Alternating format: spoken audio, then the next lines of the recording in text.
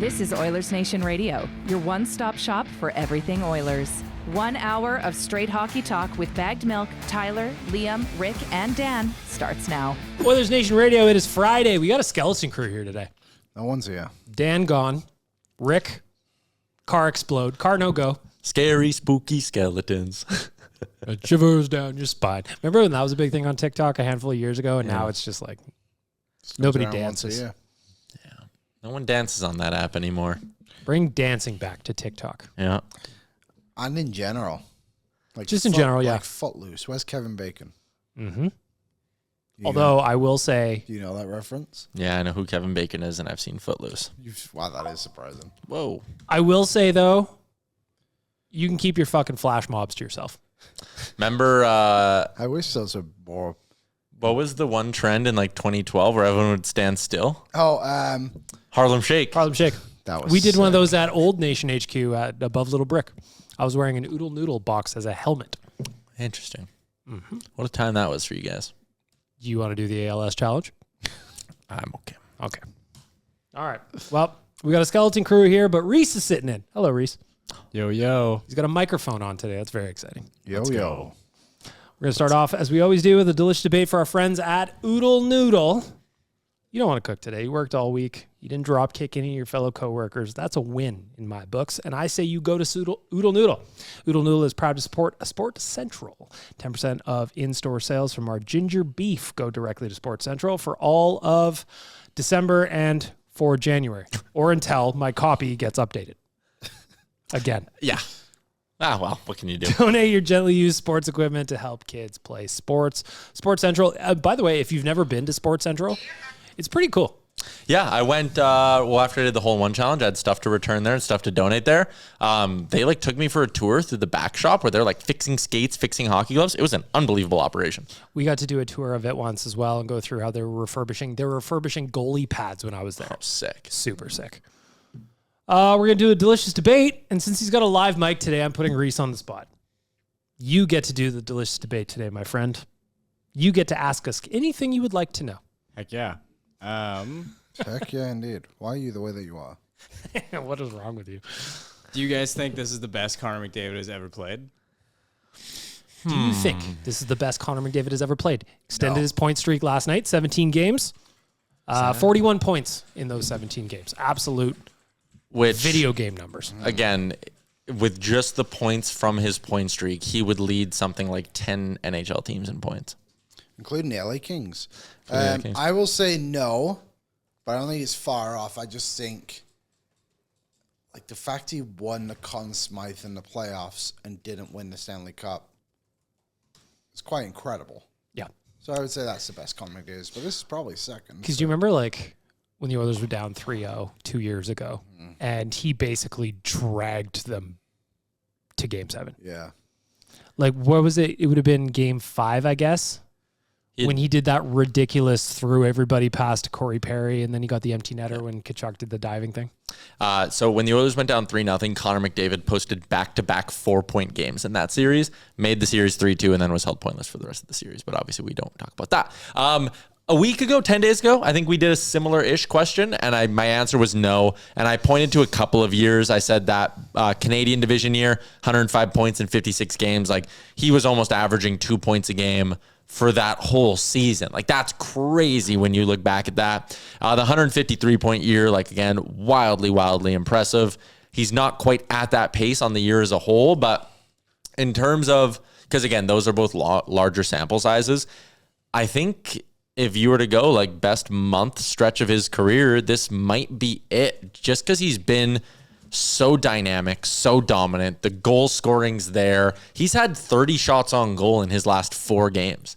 30 shots on goal in his last 4 games. That's the definition of video game numbers, is being able to go into an NHL game and be yeah, I'm probably going to have 7 or 8 shots on net tonight.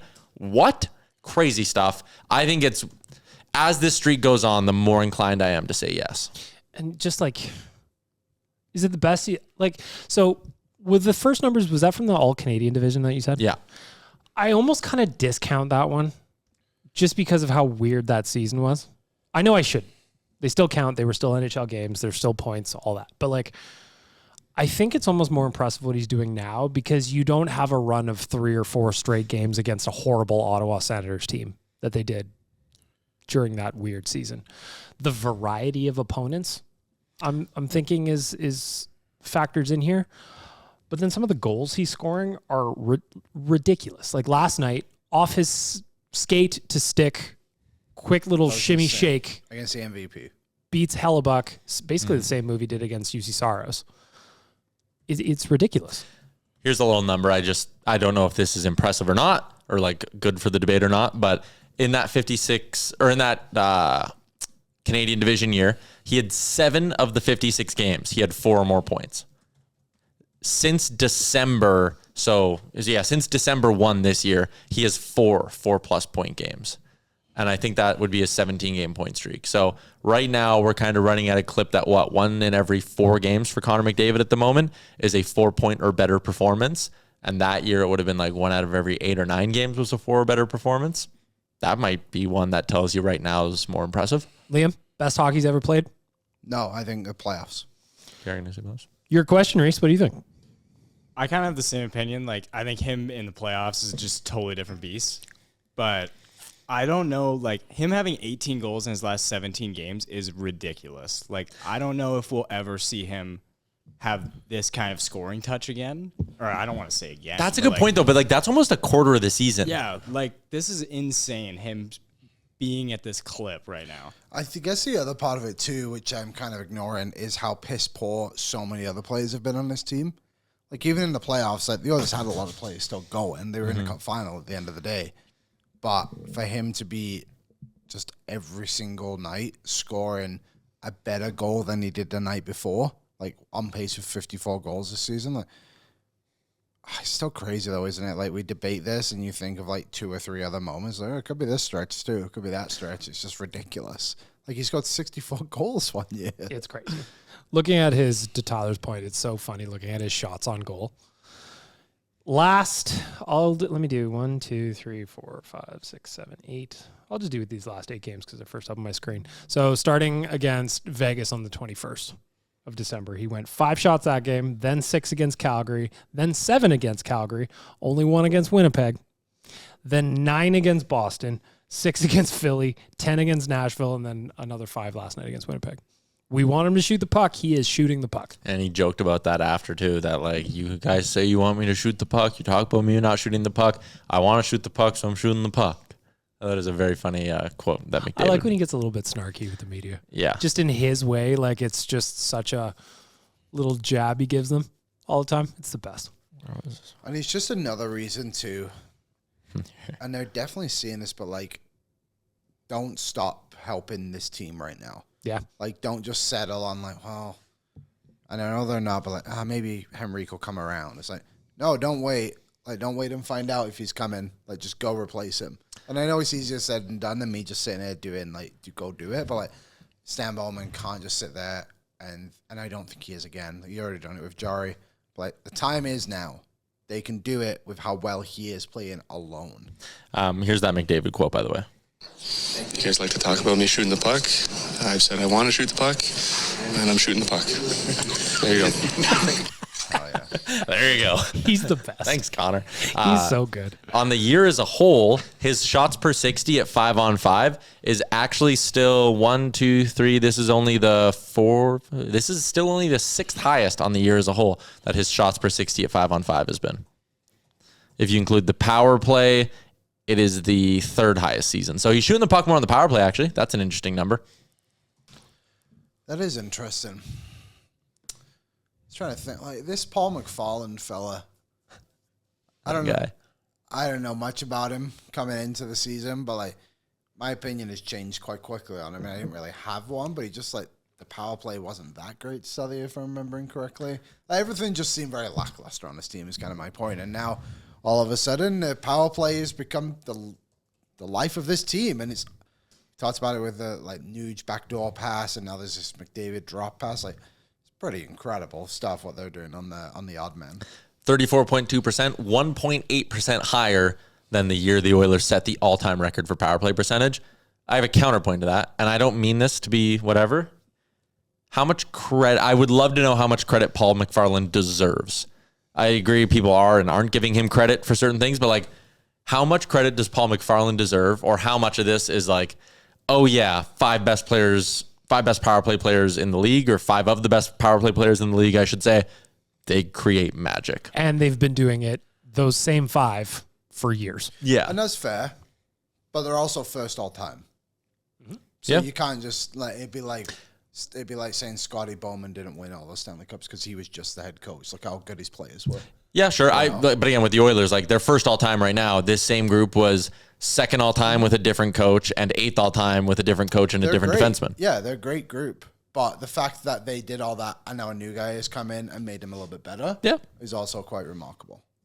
The whole thing's remarkable. That McDavid play was just wild. Well, the stupidest thing From is Nashville? that screenshot we got of like he's on the other blue line when Draisaitl gets like into position to drop it back to him.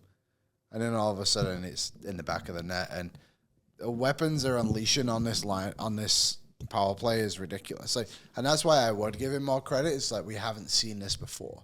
Like a lot of other stuff, it's been like, okay, Nuge is in his little area and he's shooting more. Draisaitl's getting so many power play goals. Like, I don't want to discredit it because it was obviously awesome as well, but it was like you kind of knew what was going to happen. Well, now it feels like it's very like I'm very unfamiliar with what they're going to do next. Yeah, now that you think about that, like how many times over the last handful of years did we complain, say when the power play is always good, so this sounds ridiculous to talk about, but if it was maybe not as good, and we would be like, I wish they would stop forcing that cross ice pass to Leon. Mm-hmm. I wish they would stop forcing, but now it seems like they've got a lot more pitches in their arsenal. And well, again, let me just throw the Connor McDavid on the power play. Like this is something we've talked about, and I get it's easy to sit here from our seats and like make comments about how the best players can be better or worse on the power play or whatever. But like last year on the power play, Connor McDavid was 11.93 shots per 60. And this year he is 15.14. Okay. Well, if you shoot the puck 30% more, that's going to open up other opportunities. Like that might be a part of it too. The other wild thing about Connor, and we haven't talked about it yet, is that he has more goals already through the first half of the season than he did all year last year. Insane. Nuts. 7 away from hitting his over-under on Bet365. Whew. You'll love that. We're going to move along in 2 short weeks' time. Everybody in this room will be making our way to Jasper. Congrats, Reese. Reese got the call today. Woohoo! He's in. Default. Default. Hey, Great you know what? band. Default. Well, Dallas Smith once commented on one of our posts. okay, great band. You know what? There's nothing wrong with being the default. Not at all. You take it. I live to be the default. It's my space in life. Of course, we are going to the beautiful Fairmont Jasper Park Lodge from January 23rd to the 25th for a little bit of 4-on-4 action out at Lake Mildred. Never seen it before. One of the greatest places and ways to play shinny that you could think of. Oh, yeah. 4-on-4. We're going to have a good time. They always take care of the ice. It's always great. You have the loop around the entire lake if you want to do a lap. Yeah. Pretty nice. I think there are still a couple of spots left, so join us if you can. I know our boy Chalmers, his brother-in-law, submitted his team yesterday, so we are getting down to the wire. If you want to join us, please do. A couple spots left. That is coming up in 2 weeks. You won't regret it. It's going to be great. Maybe we'll see you in the hot tub. If you're lucky. If you're lucky. All right, fellas, we're going to move along. I was going to look up the 14-day forecast. It's minus 15 right now. Highs of -8. Okay, we're getting better. On Thursday. Highs of -8 on Friday. And Saturday's for the 14 days. Just as long as there are no snow. Snow, I wouldn't mind. When you're driving up there, though, you don't want snow. Yeah, that's fair. Yeah. That's fair. One year we went to come back, it was ice rink. It was like white knuckling a couple of years ago. Anyway, join us. It's going to be great. Reese, I'm looking forward to having you for your first time. Guys, I want to ask you about the Jets game because obviously the Oilers won. They came back from being down 3-1 after 20 minutes, only allowed 5 shots against over the final 40. Have you seen a team that broken before?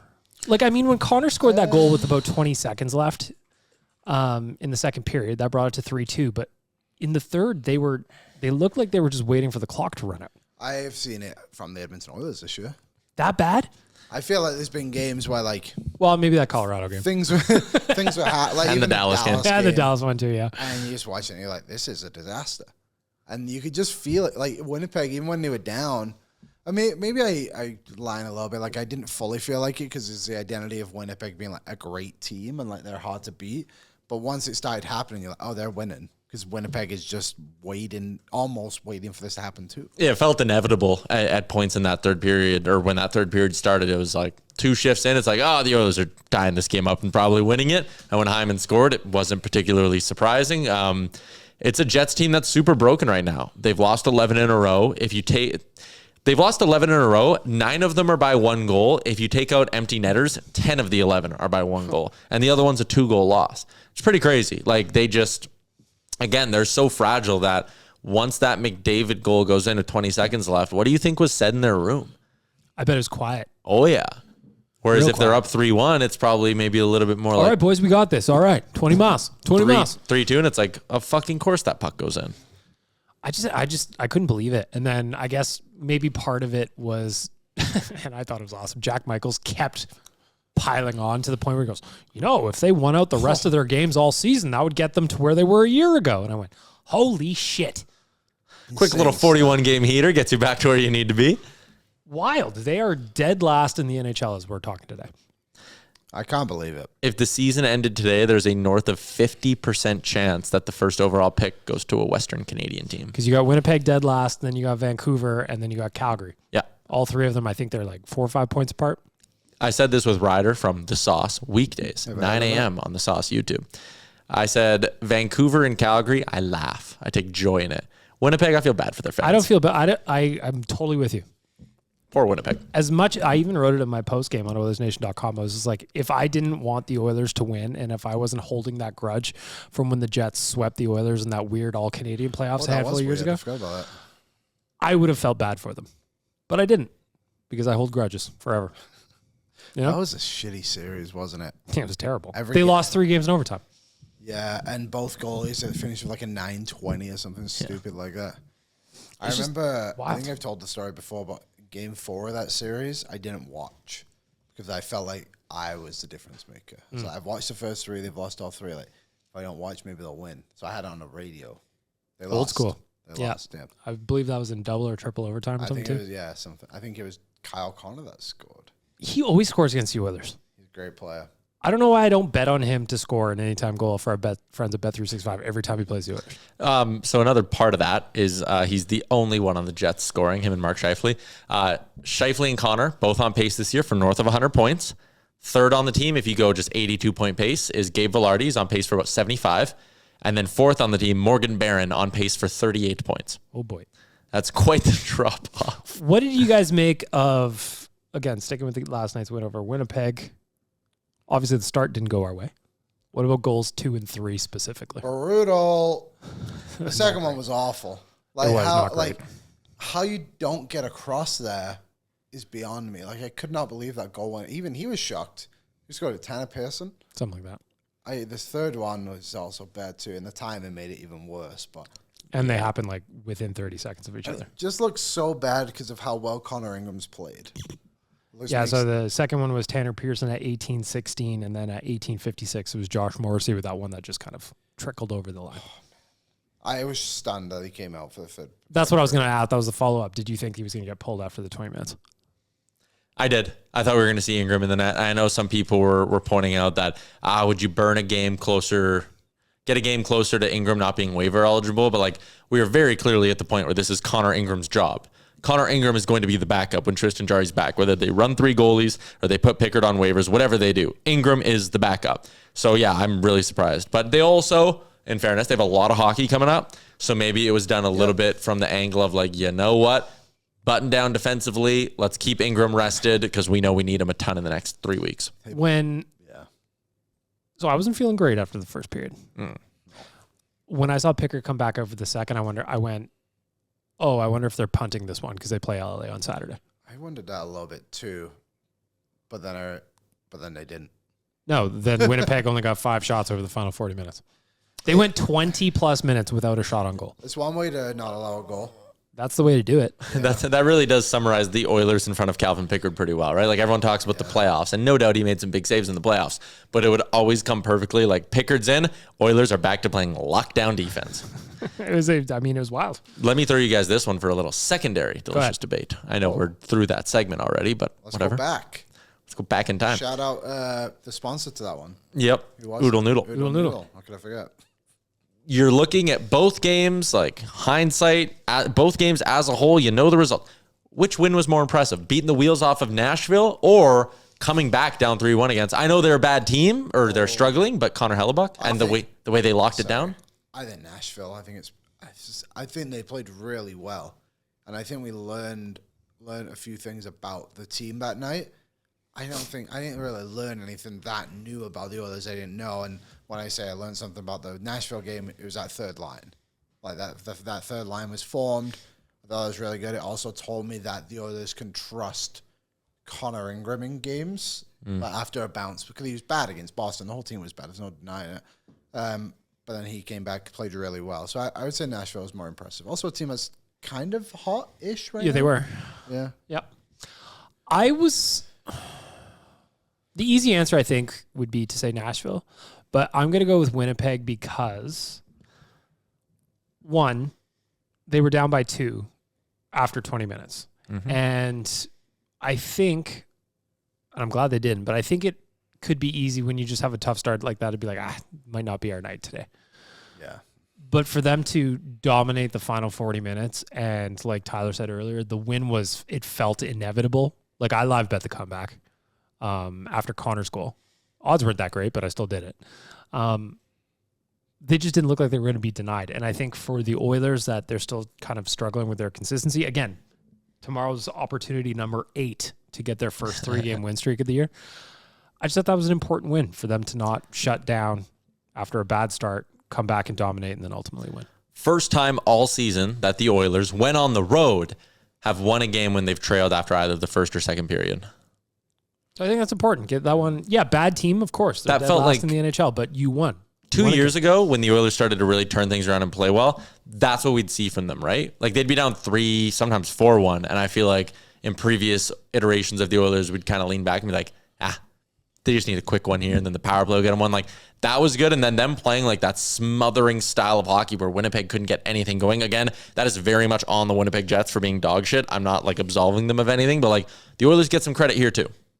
And the other thing, too, is like the Oilers could have been slump busters again. Yeah. And that would have been a real bummer because Winnipeg's just playing like ass. But, bad start. They overcame it, handled their business, won in regulation. I saw some people talking about how much McDavid played yesterday. He played a lot in the third period, of course, but only 17 minutes at 5-on-5. Is that a lot? Didn't he play like a minute 45 more than any other forward at 5-on-5? No. Oh, yep. Yes, he did. Yeah, that's a lot. Cut that, Reese. One take, no cuts. 17-28. He was third on the team in 5-on-5 minutes. Draisaitl was next at 15-40. But like, I'm always hit and miss with like the McDavid minutes but he plays that a lot, right? I was going to say. So last night was Winnipeg. Yeah. 17-28 was his 5-on-5 time on ice.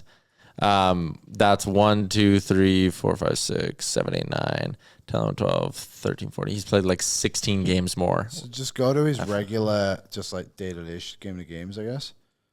Okay, so that's not even that much more than he usually plays. So they didn't even overplay him. No. He just plays a lot because he's the best player in the world and Correct. he's red hot right now. Yep. Yeah, so I saw some people like complaining about that, and I kind of understand the justification of like you're playing the last place team in the league and you need McDavid to play I think it ended up being 24 minutes, so 22 minutes in total. And it's like, yeah, but if I had that player and I wanted other guys to get going on my team, I would also play him. If I had that player and he told me he could play for 60 minutes, I'd be like, all right, let's try it. Yeah. Give her a go. Bouchard led the way at 5-on-5 with 19-25. How about Bouchard's play on what ended up as the game-winning goal where he stopped it in the crease, and then the Oilers walked it down. Nuge found him in the high slot, trailing up. That's great. Beat Hellebuck, game over. It was awesome. Like, it's just what he can do, right? That's what he's capable of being like a good defensive player, but then he can go up the ice and absolutely kill you for it as well. But I also think like it's important to single out that he stopped a goal. Yeah. Full out. The Oilers would have lost to the Winnipeg Jets if Evan Bouchard did not pull off that play. Yeah, that's Full true. stop. Yes. Definitely a different kind of outcome, whatever it ended up being. And for people that say he's always horrible defensively, it's like sometimes, sure. Not always. We had Dennis Bernstein on to talk about the LA Kings. Yeah.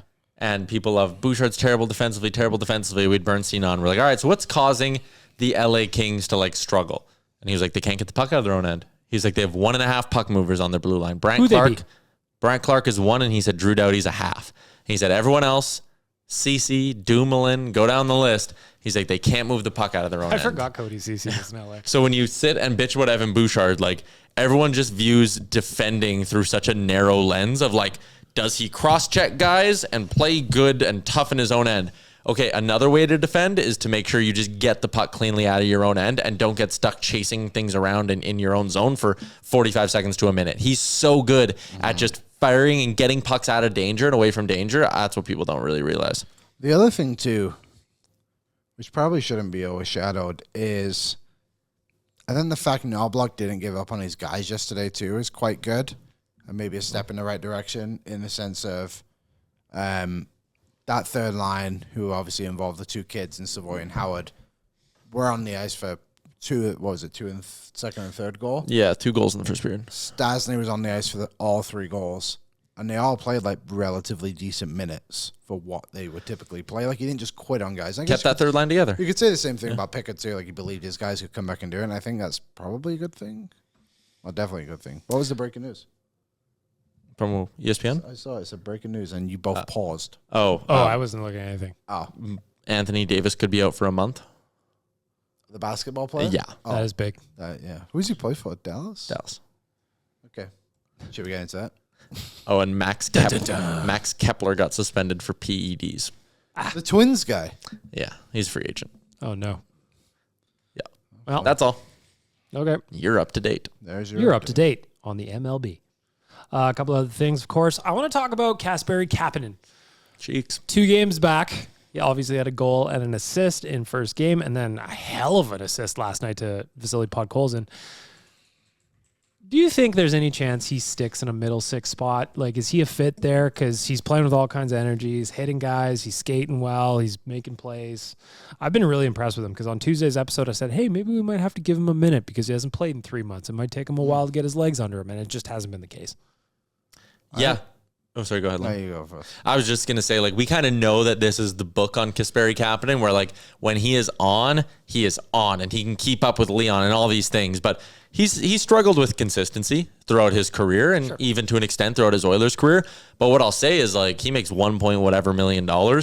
If you get 7 or 8 games where he is next to Draisaitl, productive, all the things we're seeing right now out of him, then maybe he slows down for a couple games and you go, all right, Kasperi's going to be on the 4th line. And you know what he does when he goes down to the 4th line? He usually keeps skating pretty hard and plays pretty physical. And he hits everybody. Yeah, and so he's down on the 4th line for a couple weeks. And then when you need to mix up your lines again, you throw him back up with someone. Like, he's versatile. That's what I like about Kapanen. I've loved his start. I'm not going to sit here and say that he's going to play every game next to Leon Draisaitl for the rest of the year because that's never been who Kasperi Kapanen is. But I bet you if he's pulled off at some point, he's back there at some point in the playoffs. You did say last night that might have been one of the nicest assists of the year. You said that. I did, and Bruce Kurlock told me to put down the bong. Were you 20 milligram, Tyler? No, I wasn't. But I was obviously kidding. It was just a very nice assist. And It was great. Yeah. He was going behind the net, and he kind of did the sweep behind the back right to Pods. Beautiful goal. I don't think that's bong-worthy. Can name another assist. The McDavid one where he undressed all the Bruins and then Zach Hyman literally just had to go like, Yeah. That one is the nicest, but I was very clearly making a joke. Like, it's a great assist, and like Connor McDavid's doing all this highlight reel shit. It's pretty funny when Kasperi Kapanen goes and like makes a nicer play than Connor McDavid's made in whatever. Well, that's I one of guess those 8 things minutes. that like I think about when a guy like that does a play like that is how Gregor always talks about Kasperi Kapanen at practice and how he's just fun to watch because he's always buzzing around. He's got all kinds of skill. If you have ever played shinny against an NHLer or a former NHLer, even if they're 4th liners, they're way better than you. It's just a fact. It just is. There's nothing we can do about it. Nothing. Obviously, we have to talk about the return of Trent Frederic. was healthy scratch against Nashville. He was back on the lineup last night.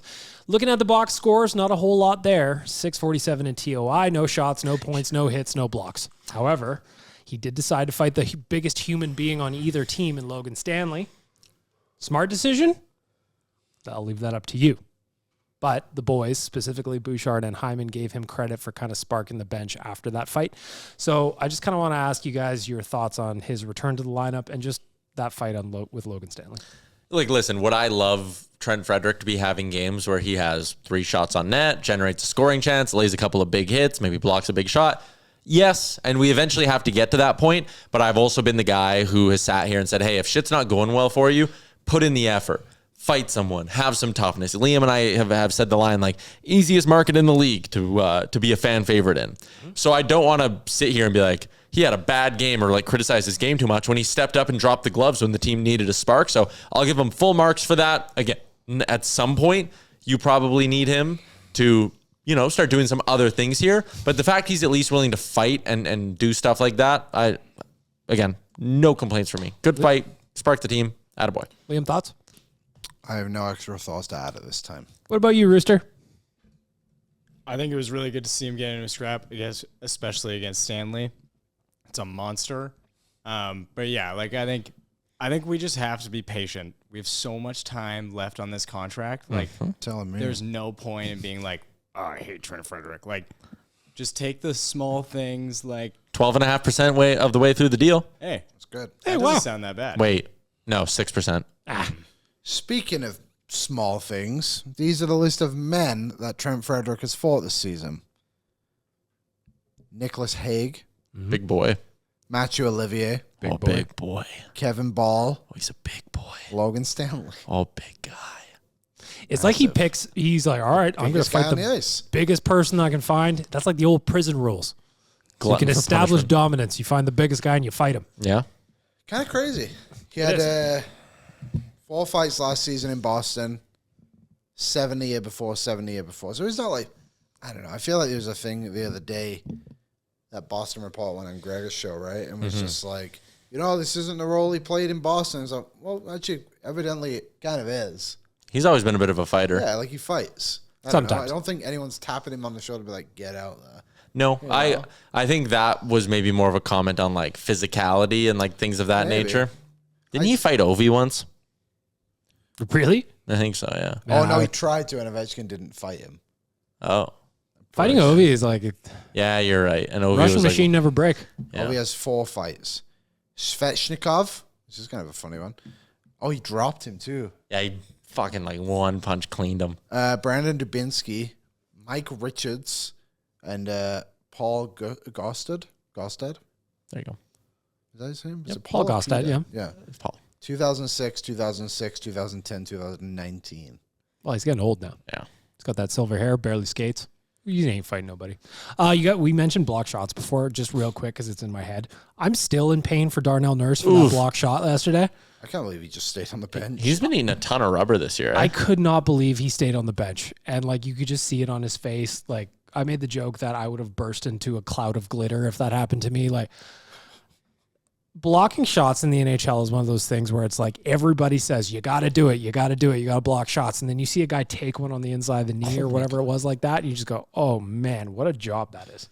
Yeah, not for me. Not for me. Asking the other day what job we would do, and that wouldn't be one. Definitely not that one. Darnell Nurse, 101 block shots on the season. How many do you think second place on the team has? Ooh, I'm going to say it's probably like Wallman is still up there, even though he hasn't played in a month. Or Emerson might be up there. I would say, how many does Nurse have, sorry? 101. Give me the player and the amount they Okay, have. I'll say Lazar, 42. I'm going to go another defenseman. I'm going to say it's Jake Wallman with 60. Emerson was 68. Matthias Ekholm was 69. Ty Emerson has 67. Bouch, 61. Those are your top 4 all D men, but still a 32 block shot gap between Nurse and Ekholm. Pretty crazy. Blocks per 60, he is only a little bit ahead of Ty Emerson, who blocks a ton of rubber for how little ice time he gets. Lazar was a bad guess. Yeah, Liam, Curtis Lazar has 12 block shots on the year. It's not bad. 15th on the team. Who's dead last? I mean, Quinn Hutson technically, but Ike Howard has played 20 games and has blocked one shot this year. Come on, Iceman. Get in front of there, buddy. Zach Hyman doesn't like to block shots. McDavid surprisingly high. Quinn Hutson would have blocked a shot the other day. Who would you say, Oilers like, might are you still got it open? Who's the most surprising shot blocker for the Oilers? Like, you go, that guy's got a number beside his name, and you go, oh, that's actually surprising. Kind of Bouchard, no? Yeah, maybe Bouch, because people don't really associate him. But, like, I mean, it is worth noting, like, the top 4 all D-men. That makes sense. The highest forward is Henrique. I'll say Matt Savoy is third amongst forwards in total blocks this year. That's a little surprising, I think, like, seeing that he's worn that much rubber. You mentioned Adam Henrique. News came out that he's going to be out until after the Olympic break. Well, that solves the cap problems. I was going to ask you, does that solve the cap problem? Yes. Would you like me to read you the latest update? Yes, please. Okay, let me just find it really quickly from Puckpedia. Here it is. They commented on the Oilers post, which I think is funny. They could activate Jarry and Wallman without having to send as many players down, can be cap compliant by just sending down one player. However, if they also trade Mangiapane before the Olympic break, they could still send down more players and be under the cap to accrue during the break. Oh, so that's what you were talking about the other day. Yeah. Gotcha. All right. Just moving along, because we still got a lot to get to here. Our friend Andrew Mangiapane back up in the press box. Farewell. Elliot Friedman has speculated that Winnipeg, San Jose, and a couple of other teams have kicked tires on Mangiapane. Oh, today was Rick's day, by the way, where he thought Mangiapane would be traded by. So that's interesting. That's where you get Rick. Yep. Next up is Reese, who said Jan 15. Rick To the knew Islanders. Yeah. Rick knew today was his day, so that's why he's not here. Yeah. He didn't want to face the shame of it. So what are the Oilers trading to get him back from San Jose, and why is it Barclay Goodrow? Ooh. I wonder How much did he make? Do you think they're going to try? $6 million. Do you think they're going to try and do just a straight cap dump for like a nothing pick? I think they're going to try their hardest to do that, but I don't think it'll work. Yeah, Jeff told us the other day that it was Pagnotta, sorry. Said that teams don't want to do that. Like Well, if the Oilers are giving up a bad contract, they have to take back a new one. Gotcha. So San Jose has another contract which maybe could work. What if Jeff Skinner reunion anybody? Knobloch's in there. He's like, you know what? Jeff Skinner was better than these schlubs. He goes, you know what? I was hard on Jeff Skinner. The one that got away. Or can I propose a different idea for you? Sure. What if you're like, we'll give you an extra pick and you give us Mario Ferraro? Well, it'd be a first-round pick. Second. Yeah, no, it might be a first. It wouldn't be a first. It'd be a first. It wouldn't. He's going to be one of the best rental defensemen on the market. That doesn't mean he's worth a first-round pick. Okay, second-round pick. You probably a second-round pick. I'm curious about, I don't know if you guys were paying attention on the broadcast last night where Stauffer was teasing that there's going to be another European player signed at some point and another NCAA player signed at some point. Well, the NCAA player is Guy Gadowski's son, Matt Gadowski. I don't know anything about you. Is you it? just said words to me. You, But Bob just all he's talked about is this kid all year. What is his Okay. name? Mac Gadowski. The Mac is back? He played at Army for a few years, was good, but now he's on Penn State. you watch Arrested Development? No. Ah, So he is 23 years old. some joke in there. Defenseman, shoots left, 6'3", currently playing with Penn State, 5 assists in 18 games, -1. Yeah. I think it'll be him. Okay. That's my speculation. But I would love them to get TJ Hughes from Michigan. He's the captain of Michigan. We shall see. Well, that is kind of Stan Bowman's thing, is it not? Like going to NCAA, like he loves doing Yeah, it. it's a great idea. And, like, it's getting better. People are going to laugh because, like, you know, Tomasic didn't work as a European guy and all this. And I think I've said this on this show, but, like, you're only going to hit on, like, 1 out of every 10 of these NCAA European guys. The only way to eventually find the diamond in the rough is to take 10 swings. Yep. And, like, eventually you'll just find one that works. Like, again, if these guys were stone cold locks to be top 9 wingers, whatever, they wouldn't be NCAA free agents. They wouldn't be, you know, David Tomasic wouldn't be coming over at age 29. Like, there's risk here, but the point is it's low cost risk. Let's talk about some other low-cost risk for our friends at Bet365. Whatever your bet is never ordinary at Bet365. Download the app and get on the game. Use code NATION at Bet365. Must be 19 years old or older. Early lines for tomorrow's game against the LA Kings. LA is in Winnipeg tonight. So they're on the second half of a back-to-back. I'm starting Kemper tonight. So who's the Oilers get tomorrow then? Forsberg. The former Oiler. Ooh, revenge game. Revenge game. Don't like that. Early lines for tomorrow's game against the Sharks. Oilers favorited on the money line at minus 180. Kings are plus 150. If you want to get a little frisky, thinking the Oilers are going to win by 2 or more, the puck line is plus 135. For the Kings to cover that is minus 160. The over-under is set at 6.0. Over that is minus 115. Under is minus 105. These lines are bound to move by tomorrow. But I might lock in puck line right now. at plus 135? Yeah. All right. I like that.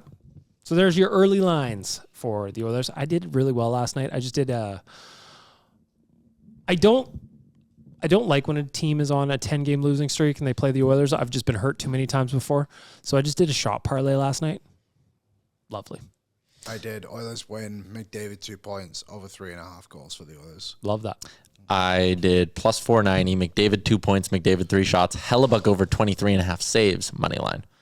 And then I also had McDavid, Kyle Connor, and Jack Roslovic all to get 3+ shots. Plus 525. Missed by 1 Roslovic shot. Sticking with the betting round since the NFL playoffs start, I want to speed round the weekend with you guys. Sure. All right. So we're just going to do, all I've got for you is the money line, the spread. I just want you to pick the winners. Okay. Reese, you in? All right. First game up, Rams-Panthers. Rams heavily favored on the money line as of today at minus 600. The spread is set at 10.5. I think the Rams can I think the Panthers can keep it within 10.5. That's a really high spread for a playoff game, but like the Rams are going to win. Rams. I also have the Rams there. Next up, we got the Packers and the Bears. Liam, I'll start with you since we are fellow NFC North friends. Packers are favorited as of this morning at minus 125 on the money line. The spread is 1.5. Go Packs, go. I'm also saying go Pack, go because I don't want Zach Lang and Brett to have any fun. Yeah, that's a part of it, and I just love the misery of Bears fans. Like, Packers, they're at their glory. They're a good fan base, whatever. And I also just hate Ben Johnson. But you used to love him. I did, and he absolutely He left you. did You're a something jilted to the lover. city of Detroit that I won't say on this air out of respect for the Bet 365 segment. Gotcha. Will you tell me after? Yes. Okay. And you can all assume. Once this segment's over, I can tell you. As someone who's not in that division and who actually thinks Ben Johnson's a really good coach, I think the Bears are going to win. So you got Bears? That's fine. Yeah, give me the Bears. What do you got, Reese? Bears Pack. I bleed green and gold, so I'm going with the Packers. You bleed green and gold. Well, Elks, but Of course. Close enough. Hey, same, take the same. Packers. Same, but different. Thanks, Reese. Next up, Tyler, you're wearing the jersey today. Bills, Jags. Go Bills. Minus 110 on either side. Right now, as of today, it is a pick 'em on Bet365. The spread is 1.0. Lovely. Sounds lovely to me. Go Bills. Liam, thoughts? Go Jags. Fuck you. You don't even believe that. You're just mad I said I like Ben Johnson. You don't mean any of that. He doesn't mean to hurt you, Tyler. Don't listen to him. What do you got, Reese? I got the Bills too. Yeah, good I'm man. also going Bills. Next up, 49ers and Eagles. Eagles minus 250 on the money line. Spread is 5.0. I like the Niners plus 6. Give me the Niners and the points, not money line, just plus the points. What do you got? I think the Niners will win outright. I was talking to Peyton. Of course, he handles some of our social media at the company. Big 49ers fan. He is not feeling positive at all because of injuries to the 49ers. Oh, good. I will go Eagles on that one, and they will cover the spread. Reese, what do you got? I'm taking Philly. Okay. 2 more, real quick. Chargers, Patriots. Patriots favored at minus 190 on the money line. Spread is 3.5, Tyler. Love the over 45 and forget the Patriots plus 3.5 Chargers. Liam? Go Chargers, go. Ooh. What do you got, Reese? I want to see Justin Herbert have success. Yeah. I'm going with Chargers. I will also go with the Chargers. Patriots have had too much fun for too long. They're not supposed to be good again. I think this always happens too when a quarterback gets back into the playoffs or a team. They always kind of stumble and you don't expect them to. Yeah. It's got to be one upset. Last game of the weekend. This one is on Monday night. Texans-Steelers. Texans minus 155 on the money line. The spread is 3.0. Love the under, and I like the Texans. Texans. Reese? I'll go with Steelers. I will go with the Texans because I'm tired of Aaron Rodgers, even though I did win Steelers to win the division. Thank you very much. And there you go. Little look at the weekend for the NFL playoffs. Whatever your bets, never ordinary at Bet365. Download the app and get in on the game. Use the code NATION at Bet365. Please be 19 years old or older. Moving along, we are going to ask the idiots for our friends at Swiss Donaire. Of course, it is the perfect time and season. Well, 24/7 is really the perfect time for a Donaire, if I'm being honest. Swiss Donaire is home for the old school Donaire with options if you want some flair. Open for 25 years and now 7 days a week. Pride of the North Side, Swiss Donaire is great for your events at home or office. Check out their location at 8308 144th Ave Northwest or order online at Swiss Donaire. Tyler, air check. How do my ads go? Too fast? No, I think you're fine. I mean, you're good at just like reading them off verbatim. So Did someone tell you you're going too fast? No, I was just wondering. no, I think you're good. I just thought I sped through that one. Didn't want to give our friends at Swiss Donaire any less love than they deserve. I would love a donut tonight. Maybe it's time. Why not? Maybe it is time. Who's going to stop you? You're an adult. You can do whatever you want. It's fair. All right, Ask the Idiots. We're going to rip through these fellas because there's only 4 of us today. So, Tyler, I will start with you. This one comes in from our boy, Steven Fiddler. With Nuge, the Fids. With Nuge hitting 500 assists and quickly approaching 1,000 games as an Oiler, where would everyone rank him on an all-time list for most popular Oilers? Steven's list for top 5 is number 1, Ryan Smith, Wayne Gretzky, Connor McDavid, Sam Gagner, and then Ryan Nugent-Hopkins. Like a most popular Oiler, Gretzky 1, McDavid 2, like Draisaitl 3, all of that. If we're going like ranking the guys who maybe weren't always the best players, but like the fan favorites who like had the identity and the like admiration of the fan base, Nuge is above Ryan Smith for me. He's been here longer. He's now never left. He's had a lot of what we'll call more playoff success than Smitty. Yeah, I'm going Nuge 1, Smitty 2. Yeah, Nuge is 1 for me. I love it. What do you got, Reese? I think Nuge.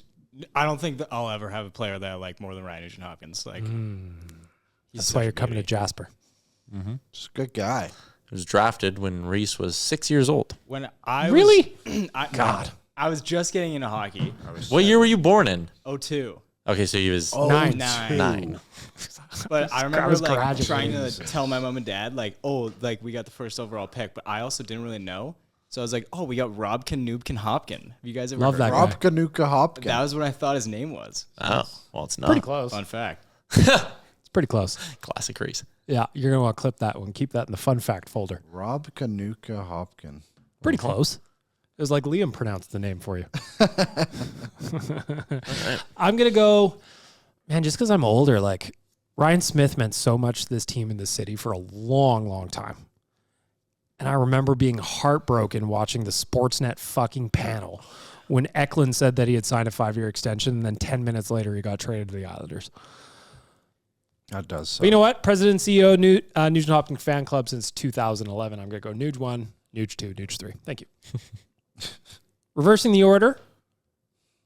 Yeah, I'll start with Reese on this one. If you were to swap, this one comes in from James. If you were to swap out Andrew Mangiapane for any of the other failed UFA experiments from last year, would you swap him for Jeff Skinner or Victor Arvidsson, or would you keep him over those 2 players? Jeff Skinner. I don't even label Jeff Skinner as a failure in my own eyes. I tend to agree with you. Yeah. He didn't play. He came here and like did what Jeff Skinner does everywhere goals. else. The Oilers were just like, Yeah, exactly. You don't score goals how we want you to score goals. very weird. Jeff Skinner. I would Reese, what say do you Skinner too. All right. I like that. Reese, I will start with you on this one. Very important question. This one comes in from our boy Dukes.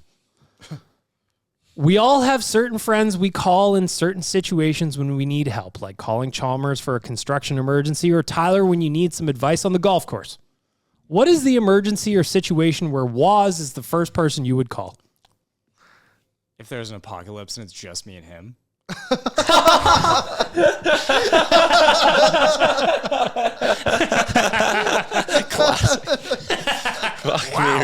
Holy. Buried him. Ice cold. that was harsh. Dug the grave and buried him in it. Wow. God, I don't know how anybody tops that. I don't even have anything. I What would I call was? forgot the Instagram password. I noticed something that needs to be deleted off the Instagram.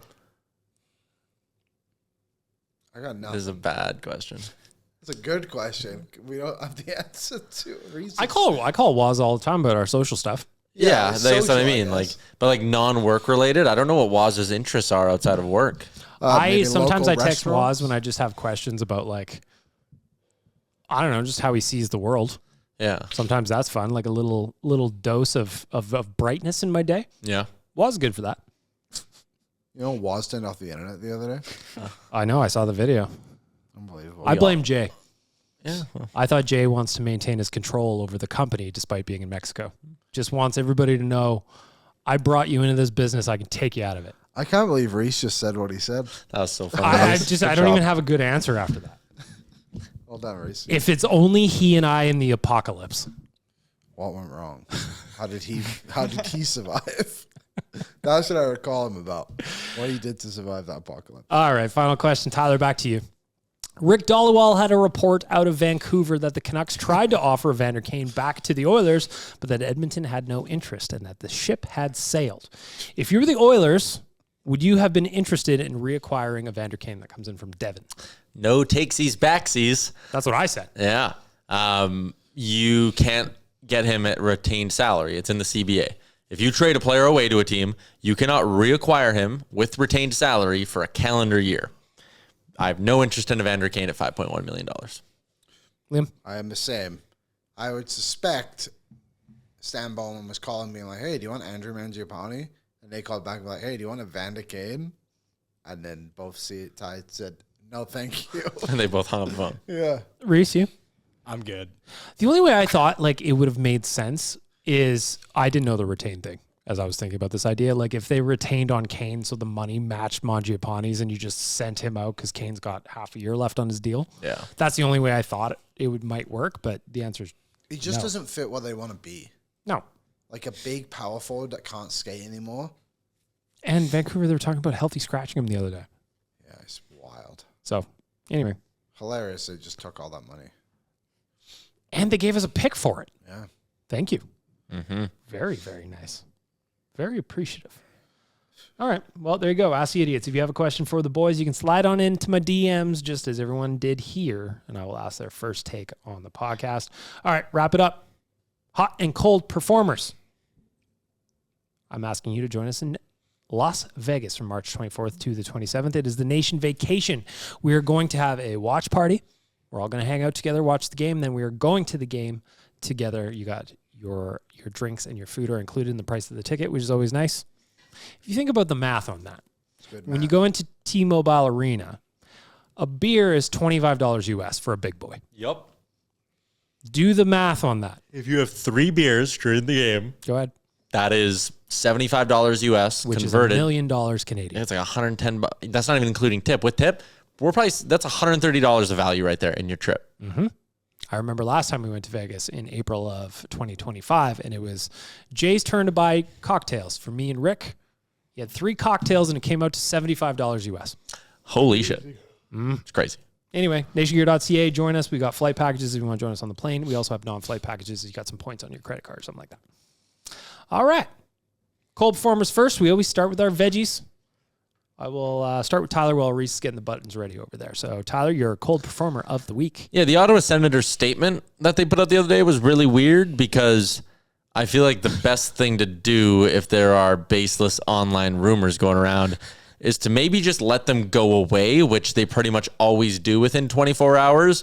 But the sequence of events of the Senators putting out a statement, drawing more attention to the allegations, getting their shit pumped in by the Colorado Avalanche, and then signing like 40-year-old James Reimer to a contract in the middle of that game, the Senators organization gets my cold performer of the week. Boy, that escalated quickly. I don't know that I've ever seen an official statement from a team account basically calling fans scum.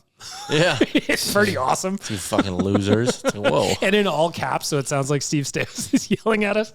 Anyway, yeah, I'm with you. I went on Twitter. I'm like, why is he trending? But exciting news, we got the return of Jack Maxwell. If you've been a listener of the show for the last 5 or 6 years, this is the Twitter account that would always spout off insane shit about the Ottawa Senators, but somehow had just oodles of inside knowledge about the team. Then Eugene Melnyk died, and this account immediately stopped tweeting. So everyone was like, holy shit, that was the Eugene burner. This account tweeted for the first time in like 4.5 years, almost 5 years yesterday, to put these rumors to rest, damn it. And it's so funny, the timing of that, because I text you yesterday. I'm like, oh man, if Jack Maxwell was still around, the tweets would be banging. And they were. Liam, you're up. Cold performer of the week. It has to be these residential roads. Like, how have we not had snow removal yet? Like, my street got done in Shore Park, but like this road here is crazy. Zach Lang had to get pushed out of here the other day after. And he called tow truck. We got towed out. Yeah, he got towed out. Also, the Jack Maxwell account has deleted the tweet. This was definitely Eugene's burner. Someone just had the sign in yesterday. Oh, that's so good.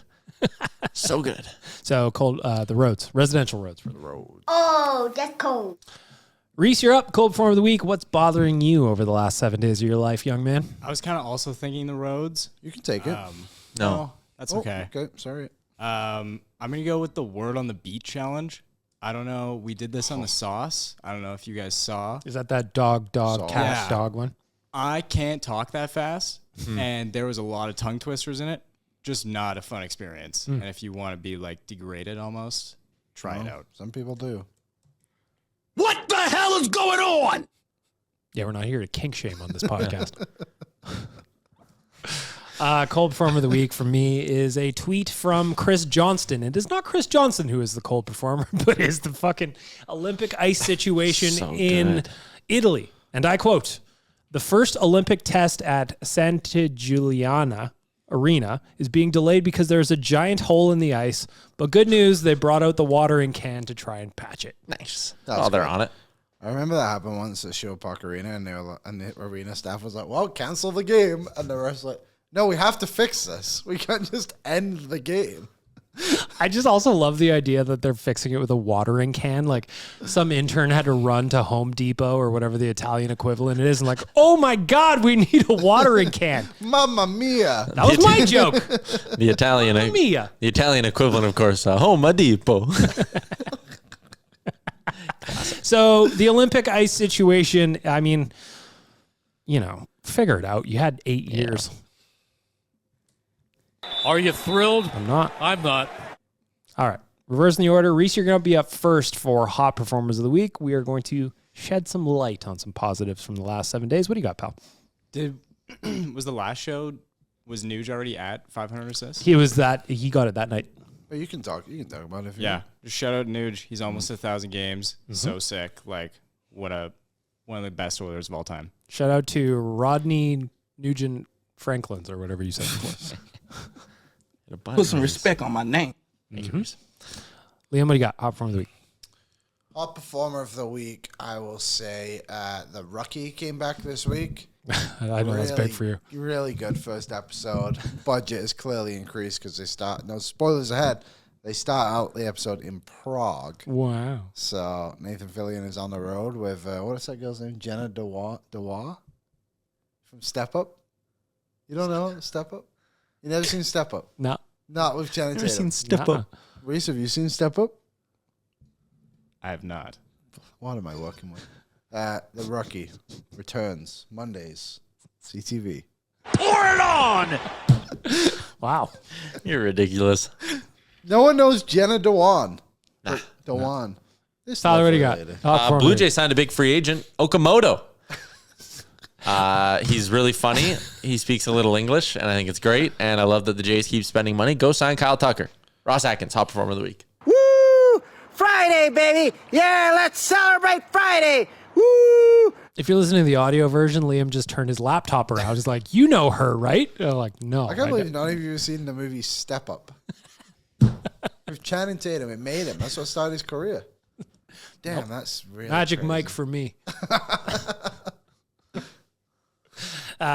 You know what? Hot Performer of the Week is Liam's letterbox. Actually, someone reviewed my letterbox the other day. Couldn't believe my rating for F1. Oh, I just watched that too. It's awesome. I loved it. The big guy is smoking hot. Yeah, I gave it a 3.5 out of 5 because it was just kind of Brad Pitt. That was good. A lot of Brad Pitt. Yeah, which is awesome. Of course. Someone asked me the other day, so who's your favorite actor? I said, probably Brad Pitt. Got a lot of hits. He does bangers. Yeah. I liked how they had real drivers in the movie Yeah. as well, and they were kind of mixed in contextually. I thought it was neat. Yeah, it did feel very natural. Yeah. That they were there, not very forced. Yeah. You know how they shot that movie? What? Do you know how they shot the F1 movie? Camera? All right. I would like to know. You want to? They did it on like real practices and stuff. Like Brad Pitt would be in his car Really? and drive around with the F1 driver. Did his own stunts. Yeah, like a lot of the stuff in the movie when he's like overtaking cars, like they obviously make it look a lot faster. But like that's actually him in the car. He's just driving like 20 kilometers an hour. Then they sped it up in the movie. I would love to know how like fast they were actually driving and how they sped it up. But they did it. They're like, all right, Brad, you're going 300 Ks.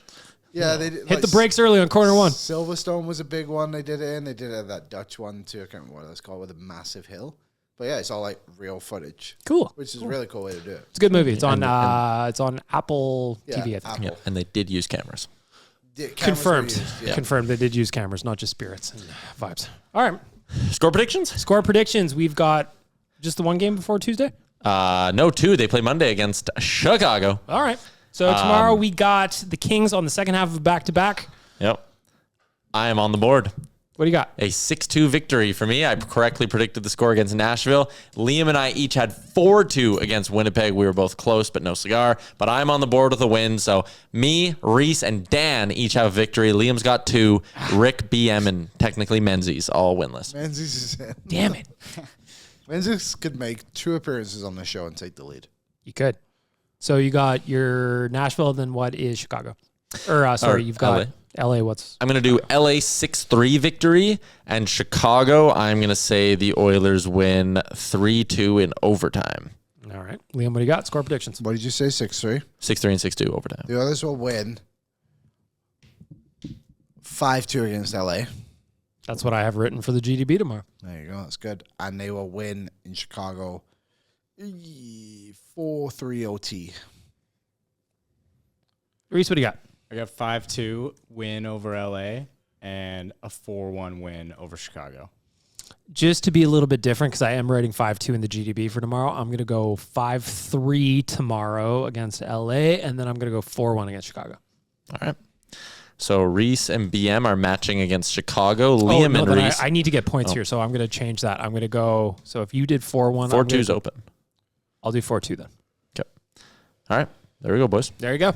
There you have it. Another podcast in the books. Another week in the books. Can the Oilers finally get their first 3-game win of the regular season? Only time will tell. But until then, our friend Reese will leave you with a message of hope. God bless Connor McDavid. Yeah. Okay. That's all you need. here. Have a great weekend, everybody. Thanks, Reese. What's up, Nation citizens? If you like that video, then you need to be subscribed to the Oilers Nation YouTube. Podcasts, live shows, exclusive interviews, and analysis. Everything you need from your favorite voices at Oilers Nation. And you don't want to miss any of it, so hammer that subscribe button.